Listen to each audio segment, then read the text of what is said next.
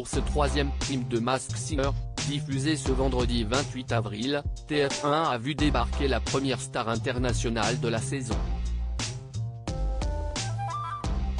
Un autre personnage a été démasqué ce soir, le Phénix.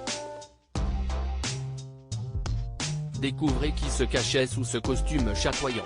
Adieu veaux, vaches, cochons, couvés. Place au husky, à la biche, au chameau ou encore à l'alien. Et oui, vous l'aurez compris, Masked Singer est de retour sur TF1 avec des personnages encore plus dingues. Et cette semaine, Camille Combal et son quatuor d'enquêteurs Kev Adams, Jeff Panaclock et les petites nouvelles Élodie Frégé et Michel Bernier ont vu la compétition monter d'un cran. Le troisième numéro du show costumé a en effet accueilli la première star internationale de la saison sous le costume rayonnant du soleil. Mais il a aussi vu l'élimination d'un personnage tout aussi flamboyant.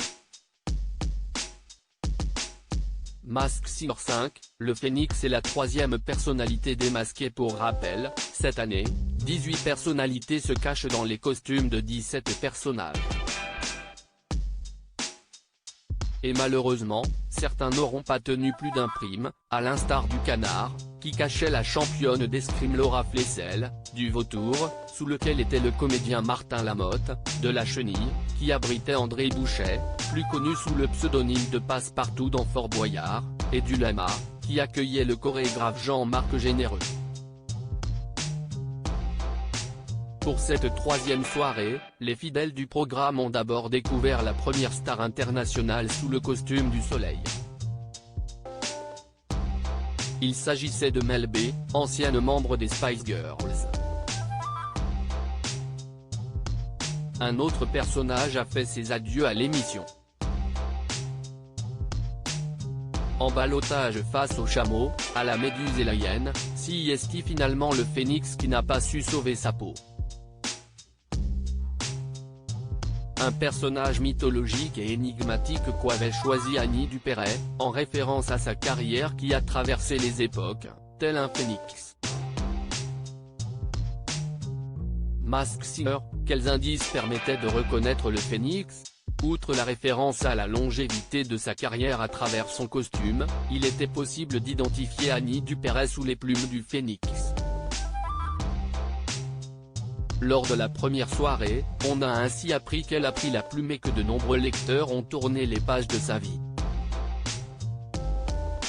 En effet, la comédienne de 75 ans a écrit de nombreux romans et rédigé son autobiographie, Le Voile Noir. D'ailleurs, le chat dans le casier, repéré par Élodie Frégé, était une référence directe à 3 de ses ouvrages, Les chats de hasard, Les chameaux et le poil et la plume. Quand le Phénix explique que la vie n'a pas été un long fleuve tranquille, cela n'a rien à voir avec le film du même nom d'Étienne Châtillier. Il s'agit en fait d'un hommage à celui qui a longtemps été son compagnon, l'acteur et réalisateur Bernard Giraudot, à qui l'on doit le film Les Caprices d'un fleuve, sorti en 1996. Si est aussi le père de ses 2 enfants Gaël et Sarah. Cette dernière figurait également parmi les indices à travers les secrets défense, qui faisait écho à son rôle d'agent secret dans la série Le Bureau des légendes. L'Oscar aperçu dans les magnétos ne faisait pas écho à la statuette américaine, mais à la pièce Oscar et la Dame Rose d'Eric Emmanuel Schmitt, où elle tenait le rôle de Mamie Rose.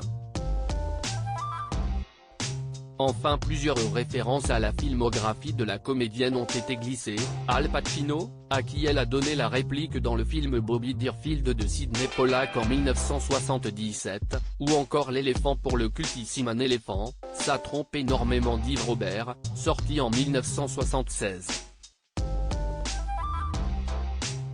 Masked Singer, TF1 à lire aussi Masked Singer, qui se cache dans tous les costumes de cette saison 5. Découvrez les indices et nos pronostics.